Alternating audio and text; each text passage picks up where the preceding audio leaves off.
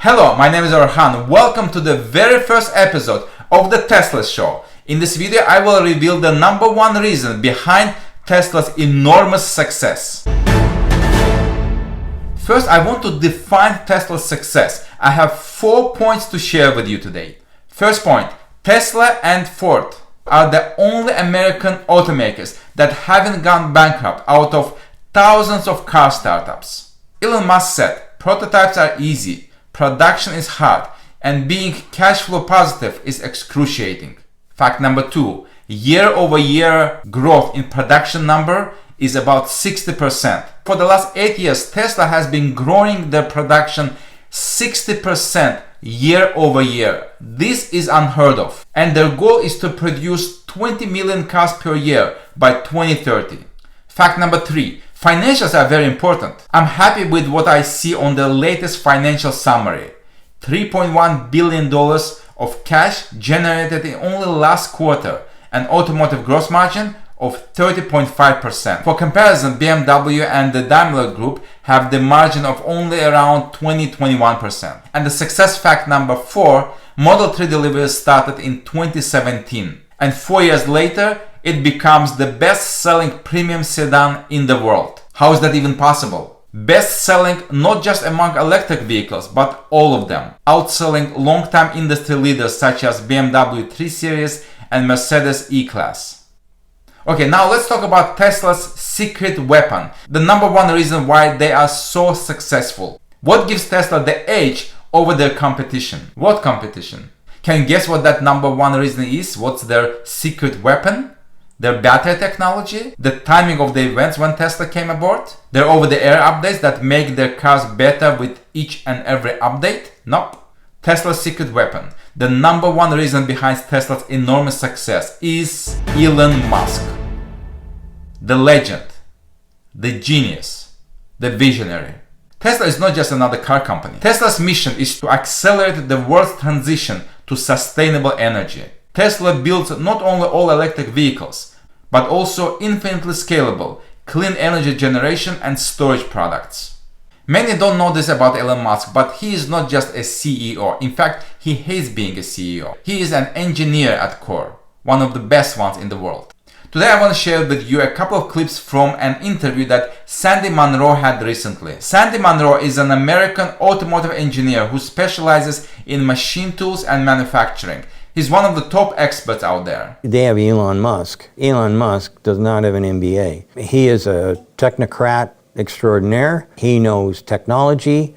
He gets excited about new things. I was in a design review with him, and I was astounded that the richest man in the world, the guy who's probably got more going on in technology than anybody else, is sitting in a design review.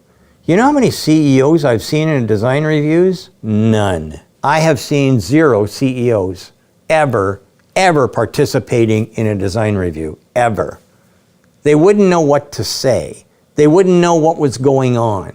And yet here we are talking about a rocket engine, and I have worked on rocket engines and a lot of them, and people making suggestions, and Elon said something, and they said, oh, come on, Elon, that won't work, blah, blah, blah. This is why a formula this long that I never heard of before. And Elon says, oh yeah, you're right. Son of a, yeah.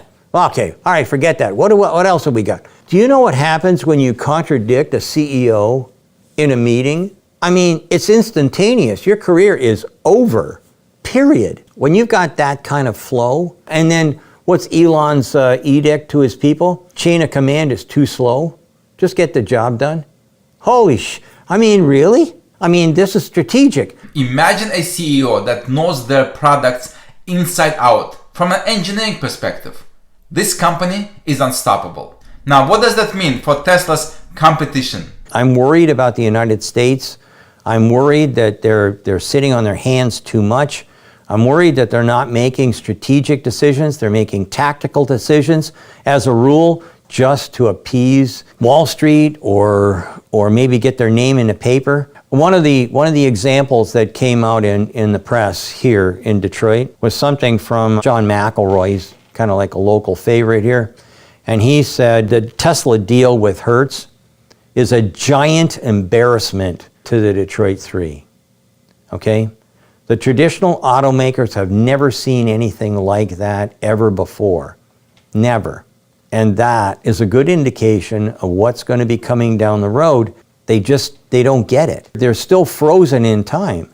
They're still frozen. Frozen in time. I think this is the best analogy we can use referring to the traditional automakers. Unless you're tearing apart vehicles every day like we are, unless you're doing that every day, you can't comprehend how fast these guys are moving and how far ahead they are. I'm telling you flat, it's every time we what? Are you kidding me?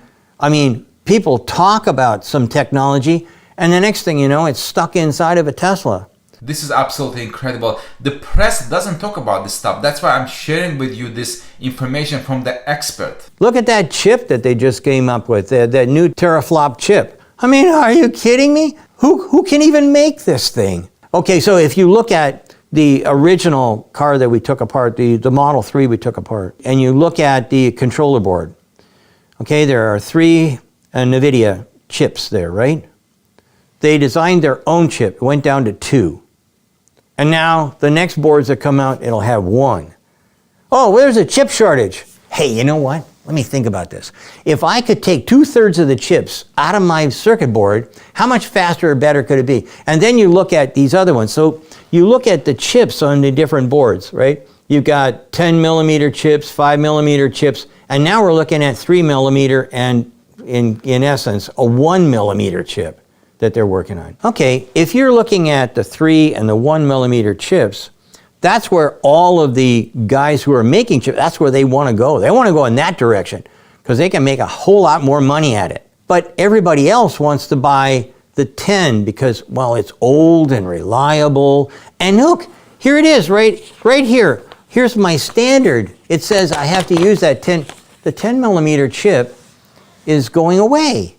They don't want to build that. So they put it in Malaysia or Indonesia. That's where chips go to die, right? That's the chip graveyard.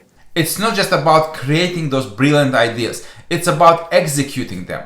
And as we just saw from Sandy, Tesla's doing it better than anyone else. How many times have you heard Tesla crying about, we can't get chips? None. None. Why? Because they're not using the old style chips. They don't have many of them that they need that are even at 5. There's a couple of 10 millimeter chips, but mostly are 5 or less. 5 millimeter chips all day long out of Taiwan. Here's another example of how fast Tesla is. We made recommendations to Tesla and they implemented them. And they implemented them really fast. Changes at the speed of thought. Nobody moves as fast as what Tesla does. On this casting right here alone, or maybe it's, I'm not sure, but it's either the accumulator or the casting. They've made 13 changes since we tore our car apart. Our car was built in March. This car was built in July. How in the heck? I